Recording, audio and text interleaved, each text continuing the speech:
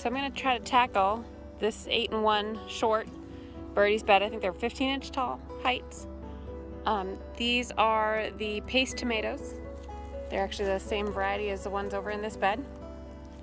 Originally, I had been planning on doing a test to grow these ones in cages versus like this with lower and lean spools, and these got a little bit away from me, so I wanted to do a video about pruning tomatoes, and I know I've been asked a couple times for a pruning video.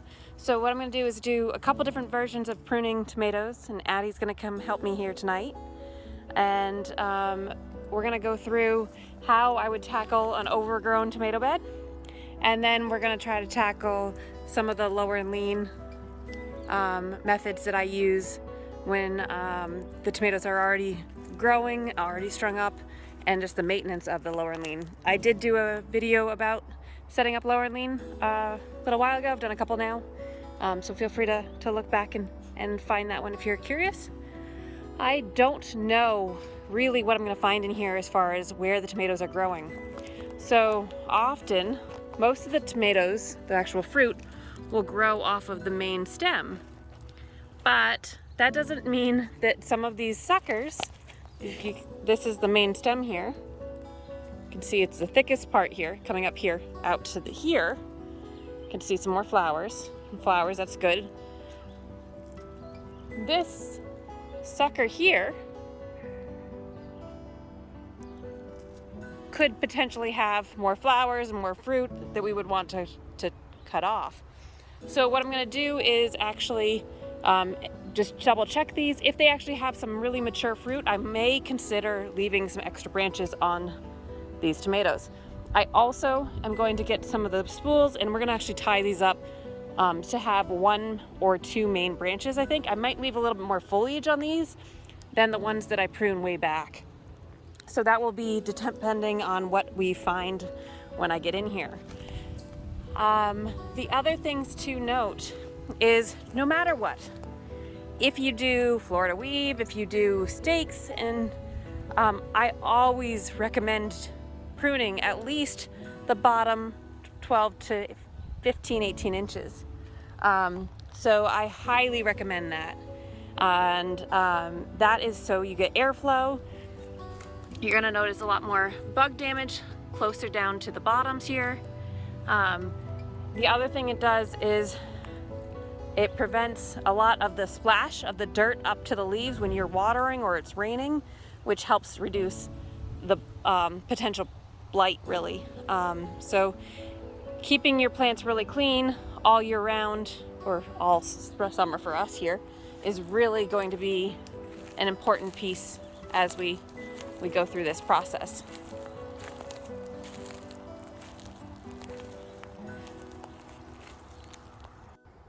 Alright, so I've set it up. I'm pretty sure you can see this is the top of this first plant that I'm going to try to tackle. So there's a couple things where I'm going to show from the big view, and then I'll try to zoom in once I get this plant down a little bit so you can see. There's 2 different rules of thumb for doing these overgrown tomatoes. One is start at top, one is start at bottom. What I end up usually doing is doing both. So I'll start at the top here because it's a good height for me. It's about waist height right now, so it's easier for me to reach into the top. I also have my handy 5-gallon bucket, so I am just, instead of throwing these all on the ground, I'm gonna try to load them up in my bucket. And so, Addie, and so that I can not have to keep on cleaning up later. I'll just clean up as I go. So if you don't have 5-gallon buckets in your garden, I highly recommend you do that. So sometimes the hardest part about going from the top down is figuring out which one of these points is your main stem. So what I often do is, tomatoes are pretty resilient. When you're pruning, you want to leave at least off the main stem of what you think is main stem, and the second one that looks close to possibly being the main stem, leave both of those at the very top. That means that if one of them breaks off, you have a secondary sucker that can become your main stem. So for example, on this one, try to zoom in here.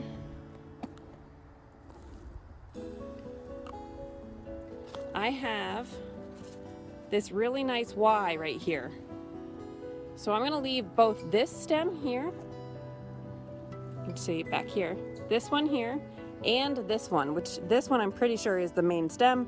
You've got the fruit sets coming off of it, and the flowers coming off of it here and up here.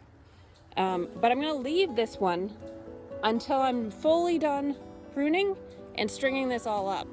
And the reason is that there's always a chance you are going to break off this top piece, and by having this one already up here, it will allow me a second growth. So that is the plan of attack here.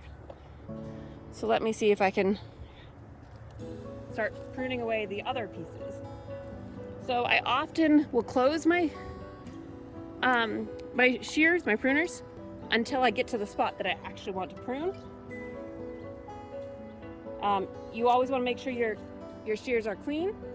And the other thing is, when you're pruning off suckers like this, you can put this in water and it will grow roots off of all of these things, and you can have a clone. So you can see all these little fine hairs, all of those can become roots. I have plenty of tomatoes, so I don't need to do that. So as I'm working down here, I'm going to keep on pruning away. And some of these I won't prune all the way at the base yet, just so I can see what I'm getting into. Any of the leaves that are angled downwards, you always want to prune off. Whether it's on a fully pruned plant or an overgrown plant, you don't want your leaves angles to be angled downwards. So that means this guy right here is coming off. Even though it's a great leaf, it was angled too far down. You want them to be about level area, right in this range here off your stem.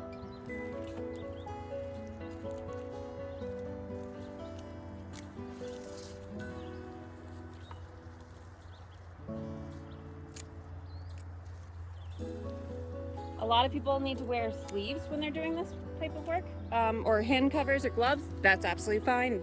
Just depends on your skin type. I will make sure to wash off everything at the end. So you can see, this looks like I'm pruning half the tomato plant, right? This was a large sucker. So this could have been one that I had decided to keep as a secondary branch and have 2 branches coming up, but I'm choosing not to on this plant so far as I'm going through here. This branch is angled down, so I'm going to prune that. Angled down, getting into the stem now of some of the ones that I pruned so I can get closer. This is a sucker coming from way down here, so I'm going to get to that one and prune that off. Again, some people have a really hard time with pruning what looks like half their plant off. The nice part about doing this is it's going to really concentrate on the fruit growth of the main plant. So you see, we're getting all the way in here and I'm not even seeing any fruit on this tomato because it's concentrating all its growth on being a bush instead of a vine. These are indeterminate types, which means they will continue to keep growing, which is important to note. As we go through here, you don't want to prune your determinate types, which have a determined set amount of fruit and growth, the same way you prune your indeterminate, because if it was a determinate and it had this fruit set, it's not going to replace this fruit set. But for these being indeterminate, they will.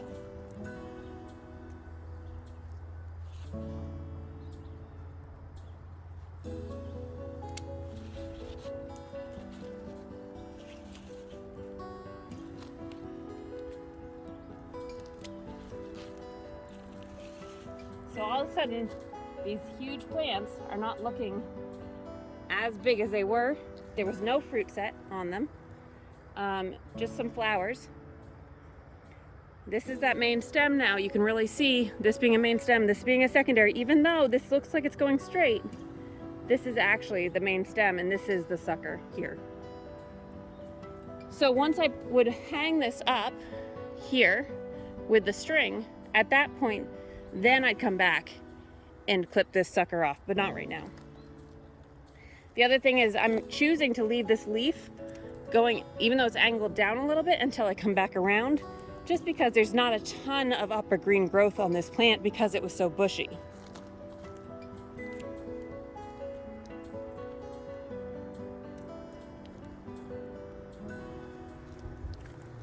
So now you can look around this. There's not much plant left. Now it looks very similar to the ones over there. So as we continue, you'll start to see the process a little bit clearer. You've got two main growths here and here. I'm gonna go down below that, grab my bucket.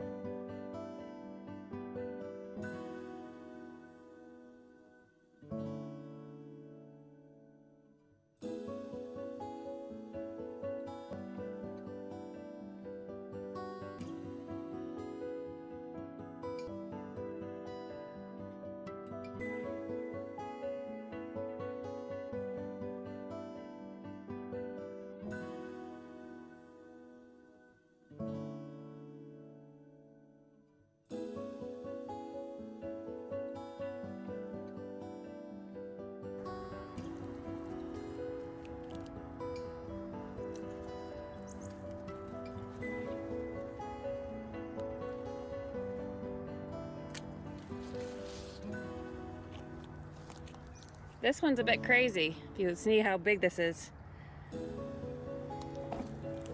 The main plant actually goes from here. Try to show this. This stem is the main plant. All of these stand-up growths here are suckers.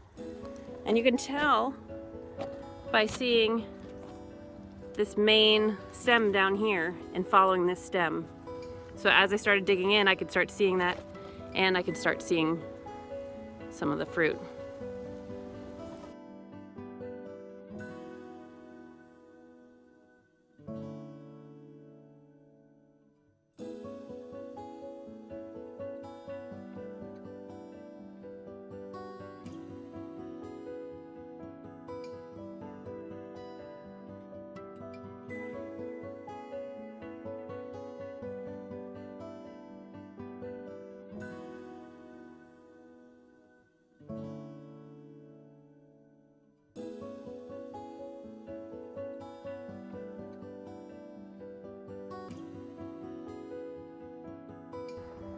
So now you can really see how far over this one goes, almost to the one we just did. All right, so I'm down to one or two left. You can see this bed looks very different now. They're swinging in the wind a little bit. Addie girl, where are you going? All right, quick dog break. All right, I got Addie back. So I'm gonna go through here. I'm gonna finish this one. So here we go. We've got all these tomatoes that are now pretty well pruned down. There's not as much fruit as I had wanted it to be, seeing how big and healthy those plants looked. But all the growth and all the plant's focus was on getting really big. The other part that I should mention was that by doing this, the flowers are much more accessible and easier to find. Addie girl. much more easy to find for all the pollinators, which is great as well by having them more exposed. I did find one that I had mislabeled here. You can see it's a cherry of some sort, not a San Marzano paste. So this will be kind of fun to have on the corner. I knew instantly it wasn't the right one just by looking at the leaves here. And look at my tomato fingers. Ugh, so gross. So each of these have some extra suckers that are on the tops, and they each have a little bit more greenery than some of the other ones I pruned. And I ended up running out of bucket space really quickly, and every time I tried to walk away, Addie decided that she was gonna go hunting for rabbits. So now I will go through and string these up, and then I'll also show you guys some quick tips on how I'm going to maintain our super birdie's bed over here. And we'll go through some of the pruning techniques that I use when I'm actually trying to maintain our lower and lean. So here we have a bunch of the lower and leans that have been strung up for I think about 2 weeks now, and I've continued to prune them. And you're gonna have to come back and re-trim off any of these new growths that come off of these shoots here and the suckers. This also is a good example of a leaf that's angled down. So I'm gonna prune this one off, and knowing that it has plenty of good growth. I usually try to leave three leaves on the top here. So you can kind of see that don't overlap each other is ideal. And then when you're tying these up with these clips, you want to make sure never to put a support underneath the fruit stem here, because what will happen is as this fruit grows and starts to weigh, this whole thing will start coming down, and having a pressure point here, it will snap off. And so as I'm coming through here, I'm also making sure that I didn't mess up on any of these. This is such a gorgeous tomato already. And so making sure that this is not, the string is not going to interfere at all with the fruit. And like this one, where this fruit is actually sitting on this leaf of the stem, I'll actually prune the leaf right here. So it still allows it to have a little bit of a bench. Here's another angle down, so I will prune that off. Here we go, another angle down, I'm gonna prune that off. I've got some growth down here, I'm gonna prune that off. And I believe I have some examples of some, I think I cleaned this side up already. But over here, there's some examples of some growth down at the roots. So extra stems are starting to come up. So you can see here, I need to prune all of this down so it's just a single stem. And this guy in general needs to probably get pruned back. And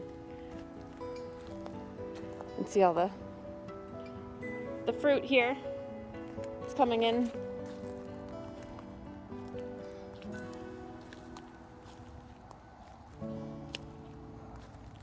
So here, this is a nice healthy plant, but I want to continue to have it focus on the flowers and the fruit that it just set. So I'm going to prune off the bottoms and all these little baby suckers, making sure not to prune off this top sucker just in case I need it.